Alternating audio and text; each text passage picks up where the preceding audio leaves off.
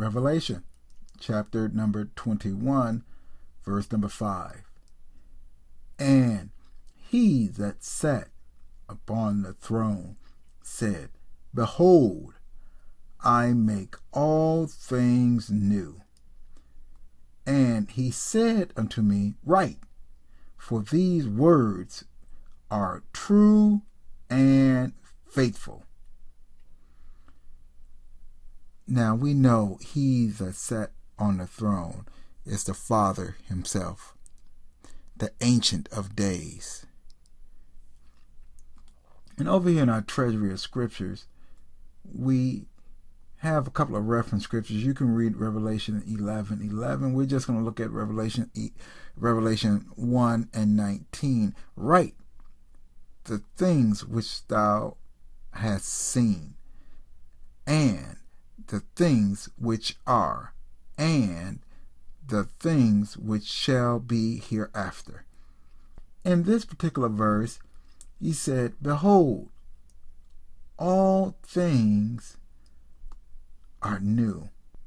Now, I am under the impression that when the Father said all things are become new, I think all things will become new. I think the earth will be new. I don't think the earth will be the same size, same dimension, the same configurations. What God will make will be vastly different from anything we know. And when we get into the actual dimensions of New Jerusalem, that will be another glimpse at just how vast the earth is really going to be. All things are become new. And then he tells John to write these things down. Write them in a book. You see, when you write something down, it is legitimate. It can be used for legal purposes.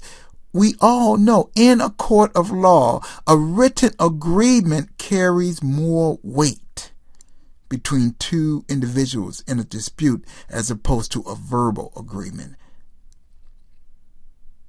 God said, everything I'm telling you is faithful and true. Write it down.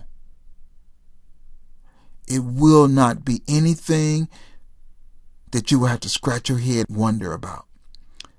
Someone said, the best aid to your memory is a piece of paper and a pencil. If you record it, then it's there for generation after generation after generation. It is documented, it is verified, and just look, John wrote that all those years ago. Look, over 1,000 years later, almost 2,000 years later, we are still reading what John wrote down in a book. Because it's faithful and true. God, we bless your name. We thank you. We give you the honor and the glory. Be glorified and be magnified. Thank God. Amen.